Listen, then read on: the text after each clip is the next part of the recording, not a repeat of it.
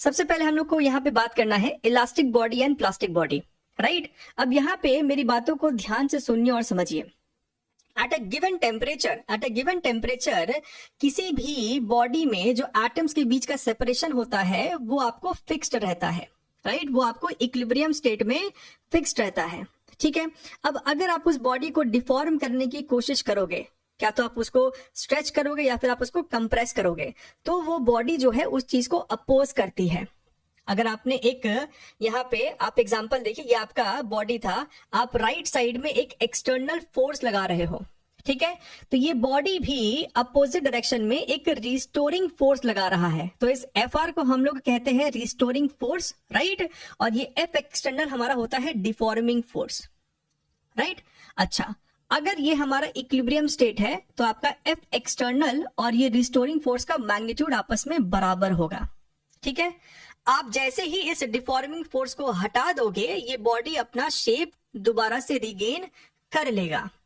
अगर वो अपना शेप रिगेन कर लेता है तो वैसे बॉडी को हम लोग कहते हैं इलास्टिक बॉडी, और अगर वो अपना शेप रिगेन नहीं करता है, राइट, तो वैसे बॉडी को हम लोग कहते हैं प्लास्टिक बॉडी, यानी कि उसमें रिस्टोरिंग फोर्स डेवलप ही नहीं हुआ होगा।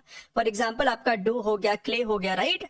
आपके जो डो होता है, आप उसको अगर धक्का मारोगे, पुश करोगे, तो वो उसी शेप में फिर रह जाएगा, दोबारा से वो बाउंस बैक नहीं करता, ठीक है। अनलाइक योर स्टील हो गया या फिर आपका और कोई मेटेलिक वायर हो गया, आप उसको अगर विद इन द लिमिट अगर स्ट्रेच करो तो वो दोबारा से अपना शेप रिगेन कर लेगा, ठीक है, जैसा कि आप स्प्रिंग में भी देखते हो, right. So that is a basic difference between elastic body and your plastic body, ठीक है। चलिए हम लोग आगे बढ़ते हैं। Stress and strain. सबसे पहले अगर हम लोग बात करें यहाँ पे स्ट्रेस की, तो अमूमन बच्चों को ऐसा लगता है कि स्ट्रेस जो होता है वो फोर्स अपॉन एरिया होता है, जहां पे फोर्स होता है ये वाला, राइट, जबकि ऐसा नहीं है। वो जो फोर्स आप फॉर्मूले में लेते हो वो फोर्स आपको होता है रिस्टोरिंग फोर्स, राइट। लेकिन इक्विलिब्रियम कंडीशन में रिस्टोरिंग फोर्स और ये अप्लाइड फोर्स या फिर डिफॉर्मिंग फोर्स बराबर होता है, तो हम लोग सिंपली यहाँ पे एफ एक्सटर्नल अपॉन एरिया ही लिख देते हैं, ठीक है। लेकिन टेक्निकली स्ट्रेस क्या होता है? Restoring force upon area. अब किस तरीके से आपका फोर्स लग रहा है उसके ऊपर तीन तरीके से हमने यहाँ पे डिफरेंशिएट किया है चीजों को, राइट। सबसे पहले हमारा होता है नॉर्मल स्ट्रेस, इसका नाम लॉन्गिट्यूडनल स्ट्रेस भी होता है, ठीक है। सपोज कीजिए ये आपके सामने एक बॉडी है और फोर्स जो है इस सरफेस के नॉर्मल लग रहा है, परपेंडिकुलर लग रहा है, राइट। तो यहाँ पे जो स्ट्रेस होता है that is force upon cross section area, right. अच्छा, अगर आप चाहो तो इस वीडियो को 1.5x स्पीड पे देख लो ताकि आप और कम समय में कंप्लीट इसको देख पाओगे, ठीक। अच्छा, so force upon area is your normal stress. अच्छा, यहाँ पे एक और बात ध्यान रखना कि ये बॉडी जो है अभी इलोंगेट होने वाली है, तो एनसीईआरटी में देखोगे तो इसको टेंसाइल स्ट्रेस भी नाम दिया गया है, और अगर यही फोर्स अपोजिट डायरेक्शन में लगता तो ये बॉडी जो है कंप्रेस होती, तो उसे कंप्रेसिव स्ट्रेस बोला है, राइट। लेकिन ओवरऑल ये नॉर्मल स्ट्रेस है। बात करते हैं शियर स्ट्रेस की। यहाँ पे आपके सामने एक बॉडी है, बॉटम पे ये आपको अटैच्ड है, फिक्स्ड है। आप इसके टॉप सरफेस पे टैंजेंशियली एक फोर्स लगा रहे हो, सरफेस के अलोंग एक फोर्स लगा रहे हो, तो ये बॉडी का शेप इस डॉटेड लाइन से अब दिखाया गया है, ये आपको डिफॉर्म हो गया है थोड़ा सा, राइट। तो यहाँ पे जो स्ट्रेस होता है that is this tangential force upon area, ये जो ऊपर का सरफेस एरिया था जिसपे फोर्स लगाया गया, क्लियर एकदम। तीसरा अपना होता है हाइड्रोलिक स्ट्रेस, यानी कि हमारे पास अगर कोई बॉडी है और हर तरफ से चारों डायरेक्शन से अगर हमने प्रेशर को इंक्रीज कर दिया है, यानी कि फोर्स इस पे चारों तरफ से लग रहा है, इस कारण से इस बॉडी का जो वॉल्यूम है वो डिक्रीज कर सकता है। ये डॉटेड लाइन आप देख रहे हैं ना, ये आपका हो जाएगा final configuration, right. So the volume here has decreased, ठीक है। अच्छा, अब स्ट्रेस आपका होता है फोर्स अपॉन एरिया, तो यहाँ पे अगर आप ध्यान से देखो तो force upon area is nothing but the pressure, right. तो यहाँ पे हमने लिखा है प्रेशर, लेकिन सिर्फ प्रेशर मत लिखना, ध्यान रखना है कि ये आपको डेल्टा पी होता है या फिर एक्सेस प्रेशर होता है। आपका बॉडी पहले से ही एटमॉस्फेयर में था, अगर आप उस बॉडी को आप एक रिवर के बॉटम पे ले जाओ, एच डेप्थ पे ले जाओ, तो उस बॉडी के ऊपर रोजीएच प्रेशर और एक्स्ट्रा लगेगा, तो उस रोजीएच के कारण वो बॉडी डिफॉर्म हुआ है। तो बच्चों को यहाँ पे इसमें कंफ्यूजन रहता है कि सर ये प्रेशर कौन सा लेना है, तो ये प्रेशर आपका एक्सेस प्रेशर है, डिफरेंस इन द प्रेशर है, क्लियर एकदम। अच्छा, अब हम लोग यहाँ पे बात कर लेते हैं स्ट्रेन की। तो स्ट्रेन आपको क्या होता है, that is the change in dimension upon original dimension. तो अब 3 तरीके का स्ट्रेस देखा है तो 3 तरीके का स्ट्रेन भी होएगा, राइट। सबसे पहला आपका हो गया नॉर्मल स्ट्रेन, आपकी बॉडी थी L लेंथ की, आपने फोर्स लगाया, बॉडी का लेंथ हो गया L प्लस डेल्टा L, तो यहाँ पे स्ट्रेन क्या हो जाएगा, delta L which is your change in length upon L which is your original length, ठीक है। यहाँ की अगर हम लोग बात करें शियर स्ट्रेन की, आपने बॉडी के ऊपर टैंजेंशियली ऐसे फोर्स लगाया था तो ये एंगल थीटा का डिफ्लेक्शन आया है, राइट। अब ये एंगल थीटा जनरली बहुत छोटा होता है, मतलब यहाँ पे ऐसा नहीं कि आपने एक मेटल के सरफेस पे लगाया फोर्स तो 30 डिग्री वो आपको टिल्ट करिए, बहुत छोटा एंगल होता है। अगर ये वाली हाइट मेरी h है और ये वाला शिफ्ट मेरा x है, राइट, तो यहाँ पे स्ट्रेन होता है x अपॉन h, या रादर थीटा बोल सकते हो, theta is equal to x by h। तो x बाई h हमारा स्ट्रेन हो जाएगा, और यहाँ पे तो मेरा वॉल्यूम स्ट्रेन होगा, यहाँ पे तो कंप्लीट वॉल्यूम ही चेंज हो गया है, right. Change in volume is delta v और ओरिजिनल वॉल्यूम कैपिटल V रहा होगा। क्लियर एकदम यहाँ तक।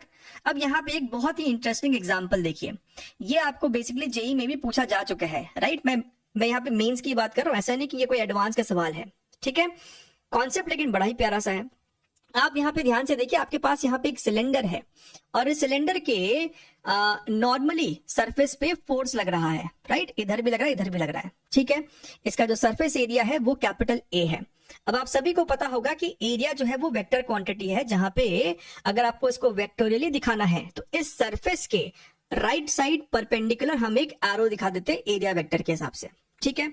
लेकिन हमसे इस येलो शेडेड पोर्शन पे स्ट्रेस पूछ रहा है, वो भी दोनों स्ट्रेस, शियर स्ट्रेस भी और नॉर्मल स्ट्रेस भी या फिर टेंसाइल स्ट्रेस भी, ठीक है। अच्छा, ये जो आपका प्लेन है ना, इसके परपेंडिकुलर जो एक डायरेक्शन बनाया गया, that direction is making an angle of theta with the horizontal with the x axis. Clear एकदम। अब देखिए यहाँ पे, तो इसी सरफेस को हमने यहाँ पे बना लिया है, ठीक है। अब हमें इस येलो का सरफेस एरिया चाहिए, तो वो कैसे निकालेंगे, तो इसके परपेंडिकुलर जो हमने वेक्टर बनाया है वो हो जाएगा A प्राइम वेक्टर। हमें इस A प्राइम का मैग्नीट्यूड ही चाहिए, लेकिन हमें ये भी पता है कि जो A प्राइम कॉस थीटा है ना, वही कैपिटल A के बराबर है। देखिए, वही आपका कैपिटल A के बराबर होगा। सो A प्राइम आपका हो जाएगा A बाई कॉस थीटा, ठीक है। तो हमें A प्राइम मिल गया, हमें इस येलो पोर्शन का सरफेस एरिया मालूम पड़ गया है। अब दोबारा से इसी सरफेस को बना देते हैं। ये जो फोर्स है वो यहाँ पे भी अगर आप ध्यान से देखें तो राइट साइड आपको लग रहा होगा F, इसका 2 कंपोनेंट हमें चाहिए, एक है आपका नॉर्मल और एक आपको हो जाएगा tangential to this yellow plane. खत्म, बात खत्म। टेंसाइल स्ट्रेस क्या होता है, नॉर्मल फोर्स, तो F cos theta upon surface area A by cos theta which is F cos square theta upon area. और शियर स्ट्रेस क्या होगा, टैंजेंशियल फोर्स जो कि F sin थीटा है, so F sin theta upon surface area is A by cos theta. तो sin theta cos theta sin two theta में उसको convert करेंगे तो नीचे एक 2 आ जाएगा, right. So it is a very good example I would say. अच्छा, अब बात करते हैं relation between stress and strain की। ये जो आपका ग्राफ है ये एक्चुअली में बहुत इंपॉर्टेंट है, इसके ऊपर आपको स्टेटमेंट टाइप, असर्शन रीजन या फिर और कोई कॉन्सेप्चुअल सवाल बन सकता है, लेकिन बच्चे इससे भागते हैं। ध्यान से देखिए, ये कहानी की तरह है, ठीक है। पूरे चैप्टर को आपको एक कहानी की तरह पढ़ना है। अब यहाँ पे ध्यान से देखिए, स्ट्रेस वर्सेस स्ट्रेन हमने यहाँ पे वाई एक्सिस और एक्स एक्सिस पे बना दिया है, राइट। तो आपका ये प्लॉट है किसी भी जनरल मटेरियल के लिए, ठीक है। अच्छा, अब यहाँ पे हमने पॉइंट्स को सेग्रीगेट किया है, O, A, B, C, D and E। तो O से लेके A तक अगर आप यहाँ पे ग्राफ को देखिए तो it is a straight line, और स्ट्रेट लाइन का मतलब होता है कि आपका स्ट्रेस जो है वो स्ट्रेन के डायरेक्टली प्रोपोर्शनल है, और अगर ऐसा है तो उसी को हम लोग कहते हैं Hooke's law, right, stress proportional to strain. अगर हमने इस प्रोपोर्शनलिटी को हटाया तो एक कांस्टेंट आता है जिसे हम कहते हैं मॉड्यूलस ऑफ इलास्टिसिटी, ठीक है। तो ये कहानी आपकी हो गई O से लेके A तक की, बढ़िया है। अब A से लेके B तक में ऑल्दो ये लीनियर नहीं है, ये स्ट्रेट लाइन नहीं है, ये आपको कर्व है, बट स्टिल अगर आप A से लेके B रीजन में भी डिफॉर्मिंग फोर्स को हटा दोगे, स्ट्रेस को हटा दोगे, तो बॉडी स्टिल अपना शेप कंप्लीटली रिगेन कर लेगा, ठीक है। इसका मतलब ओ से लेके ए एंड ए से लेके बी, ये पूरा रीजन क्या है, इसे हम इलास्टिक जोन कहते हैं। यानी कि यहाँ पे ओ से लेके बी के बीच में अगर आपने डिफॉर्मिंग फोर्स को हटाया है तो बॉडी अपना कंप्लीट शेप रिगेन करेगा, बॉडी इलास्टिक मटेरियल की तरह बिहेव कर रहा है। क्लियर एकदम। ये जो बी पॉइंट है उसे हम कहते हैं इलास्टिक लिमिट, यानी कि भैया इसके ऊपर अगर चले गए आप तब आपका बॉडी इलास्टिक कंप्लीटली बिहेव नहीं करेगा, ठीक है। और बी पॉइंट पे जो आपको स्ट्रेस होता है उसे हम कहते हैं सिग्मा वाई, यानी कि यील्ड स्ट्रेंथ, ठीक है, नाम पता होना चाहिए। अच्छा, बी से लेके डी तक की कहानी क्या है, ये आपको बेसिकली है प्लास्टिक जोन। बी से लेके डी के बीच में अगर आपने अपना डिफॉर्मिंग फोर्स को हटाया है तो बॉडी आपका कंप्लीट शेप रिगेन नहीं करेगा, थोड़ा सा उसके अंदर एक परमानेंट डिफॉर्मेशन आ जाएगा जिसे हम परमानेंट सेट कहते हैं। एग्जांपल के तौर पे अगर हमने सी पॉइंट पे डिफॉर्मिंग फोर्स को हटा लिया है तो यहाँ पे देखिए ये डॉट डॉट करके हम लोग यहाँ पे आ गए हैं, यानी ये जो लेंथ है आपका, this is the permanent deformation. Clear एकदम। अच्छा, ये जो डी पॉइंट है इसे हम कहते हैं अल्टीमेट टेंसाइल स्ट्रेंथ, और अगर हम ई पॉइंट पे आ जाएंगे तो वो हमारा फ्रैक्चर पॉइंट है, ब्रेकिंग पॉइंट है, ठीक है, आपका मटेरियल फ्रैक्चर कर गया है। डी से लेके ई में आप अगर यहाँ पे ग्राफ में भी देखें तो यहाँ पे लिटरली आपका जो मटेरियल है वो फ्लो करने लगता है, यानी कि ऑल्दो हमने डी से लेके ई में स्ट्रेस को कम किया है, लो किया है, बट स्टिल आपका स्ट्रेन हो रहा है, यानी कि बॉडी आपका फ्लो कर रहा है, इलोंगेट कर रहा होगा। अब यहाँ पे आपको कॉन्सेप्चुअल सवाल बड़ा प्यारा सा बनता है, अगर इस डी और ई के बीच का जो गैप है ये राइट, अगर वो बहुत कम है यानी कि आपका मटेरियल जो है वो ब्रिटल है, और अगर डी से लेके ई के बीच का गैप ज्यादा है तो वो मटेरियल आपका डक्टाइल है, ठीक है। अगर गैप ज्यादा है यानी कि वो अच्छा वाला फ्लो हो रहा है without being getting fractured right soon, ठीक है। चलिए, तो ये सब बातों को आपको ध्यान में रखना है। अब हम लोग बात कर लेते हैं यहाँ पे मॉडुलस ऑफ इलास्टिसिटी की। तो 3 तरह का स्ट्रेस, 3 तरह का स्ट्रेन, तो 3 तरीके का मॉडुलस ऑफ इलास्टिसिटी, ठीक है। तो अगर हम लोग बात करें नॉर्मल स्ट्रेस के केस में तो वहां पे यंग्स मॉडुलस डिफाइंड है। अगर हम लोग बात करें शियर स्ट्रेस के केस में तो यहाँ पे शियर मॉडुलस या फिर मॉडुलस ऑफ रिजिडिटी नाम से डिफाइंड है, और तीसरा है हमारा बल्क मॉडुलस, ठीक है। तो यहाँ पे आप ध्यान से देखिए, हमने अभी अभी यहाँ पे देखा था कि stress is equal to modulus of elasticity multiplied by strain, यानी कि के आपको हो जाएगा stress upon strain. So modulus of elasticity is basically ratio of stress upon strain. तो हमने यहाँ पे वही किया है, यंग्स मॉडुलस का सिंबल वाई होता है, सो ये आपको हो गया स्ट्रेस और ये आपको हो गया strain. Similarly capital G is modulus of rigidity, ये ऊपर में स्ट्रेस है और नीचे में आपका स्ट्रेन है। बल्क मॉडुलस राइट, ऊपर में आपका स्ट्रेस है विच इज बेसिकली और एक्सेस प्रेशर, और नीचे में हमारा स्ट्रेन है।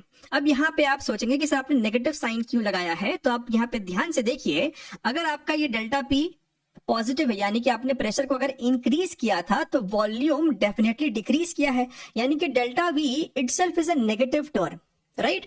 लेकिन आपका जो ये बीटा होता है बल्क मॉडुलस वो एक पॉजिटिव क्वांटिटी होनी चाहिए, इसीलिए हमने अपने मन से यहाँ पे एक नेगेटिव साइन बिठा दिया है। आप चाहो तो इसके डिफरेंशियल फॉर्म में लिख सकते हो, तो ये आपको हो जाएगा minus V D P by D V, ठीक है। यहाँ पे एक और टर्म डिफाइन किया जाता है कंप्रेसिबिलिटी विच इज कॉल्ड के, ये आपको इनवर्स ऑफ बल्क मॉडुलस होता है, ये बताता है कि कोई बॉडी आपका कितना कंप्रेसिबल है, ठीक है। अच्छा, अब यहाँ पे आप एक और एग्जाम्पल देख सकते हैं, ये वैरायटी भी आपको जेई में आ चुका है, इवन ये वैरायटी भी आपको जेई में आ चुका है। सिंपल सा यहाँ पे एक सिचुएशन है, ये आपके सामने एक एटवुड्स मशीन है, पुली है, 2 ब्लॉक्स है, ये आपको ऊपर नीचे मूव कर रहे होंगे।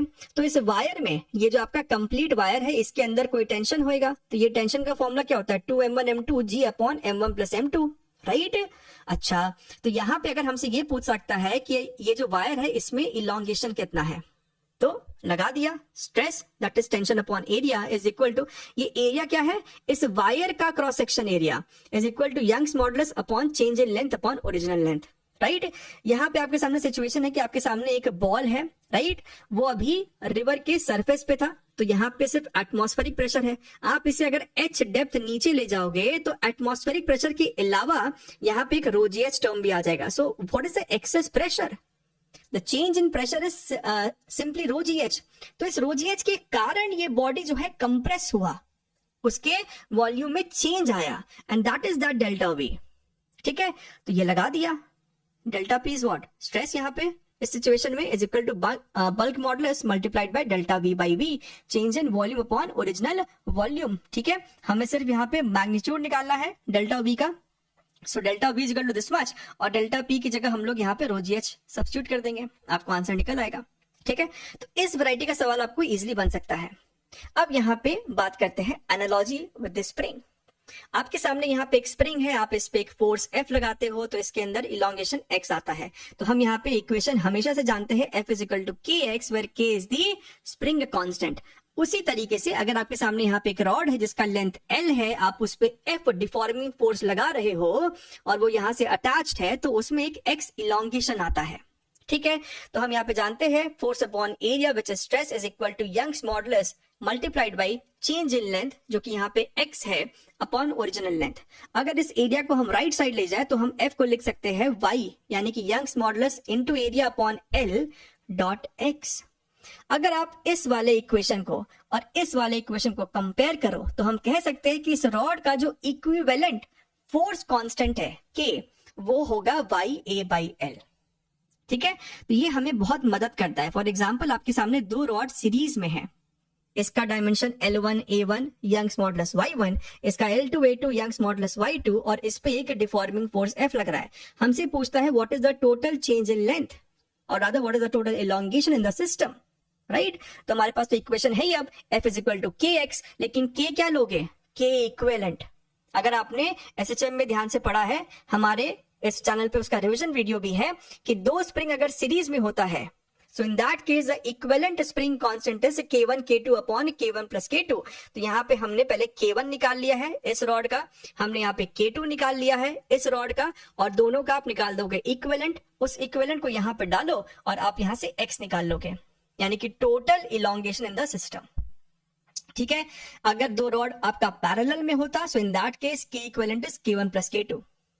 ठीक है, चलिए आगे बढ़ते हैं, बात करते हैं पोटेंशियल एनर्जी की। तो यहाँ पे आपको डिफाइन किया जाता है पोटेंशियल एनर्जी डेंसिटी, यानी कि energy per unit volume, that is given by half stress into strain. अगर हमसे कोई टोटल एनर्जी पूछता है तो हम इसी फॉर्मूले में वॉल्यूम को मल्टीप्लाई कर देंगे, that will give you the total energy, right. इसे याद करने का एक और सिंपल सा तरीका है दिस एनालॉजी।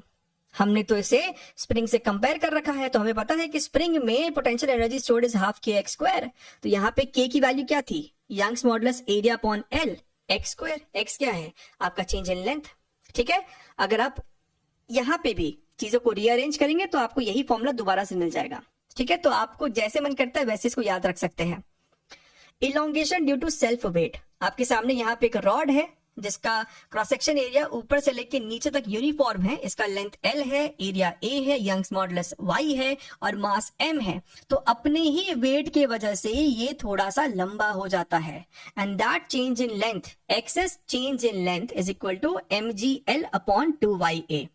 क्लियर एकदम, ये आपको जेई में 2-3 बार पूछा जा चुका है। अगर आप हमारा प्रीवियस ईयर क्वेश्चन का वीडियोस को देखेंगे तो इसका डेरिवेशन भी वहां पे किया हुआ है, सभी लिंक आपको इसी PDF में मिलेगा। ठीक है, चलिए आगे बढ़ते हैं।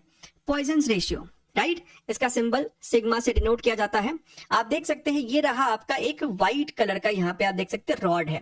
अगर हम इसको राइट इलोंगेट करें, खींचे दोनों तरफ से, तो इसका लेंथ तो चेंज होता ही है, एट द सेम टाइम इसका जो विड्थ है ना, डायमीटर, वो भी डिक्रीज हुआ होगा, right? So the final length is L plus delta L and the final diameter is D plus delta D, right? तो यहाँ पे जो पॉइजन्स रेशियो होता है that is basically delta D by D upon delta L by L, right? अब ये sigma जो है वो आपको एक पॉजिटिव क्वांटिटी बनानी है हमें से, तो हमने यहाँ पे एक नेगेटिव साइन लगा दिया है। Why? बिकॉज इस सिचुएशन में आप देख सकते हैं डेल्टा डी आपको नेगेटिव होने वाला है, राइट? इसका विड्थ डिक्रीज हुआ था। Relation among Young's modulus, modulus of rigidity and your bulk modulus. अब यहाँ पे सिंपली 3 फॉर्मूला है, इसे आपको याद कर लेना है, मेमोराइज कर लेना है। Bulk modulus is equal to Young's modulus upon 3 bracket 1 minus 2 sigma, जहां पे सिग्मा यही पॉइजन्स रेशियो है। ये आपका इक्वेशन नंबर 2 है। और ए और बी को यूज करके यानी कि सिग्मा को एलिमिनेट करोगे तो ये इक्वेशन बनता है। और ये एग्जैक्ट क्वेश्चन आपसे पूछा गया था जेई 2021 फेब अटेम्प्ट में। हमें 4 ऑप्शन था और उसमें से एक ऑप्शन को हमें टिक करना था। ठीक है, तो ये सब आपको याद कर लेना है, डेरिवेशन में जाने की कोई जरूरत है नहीं इसके।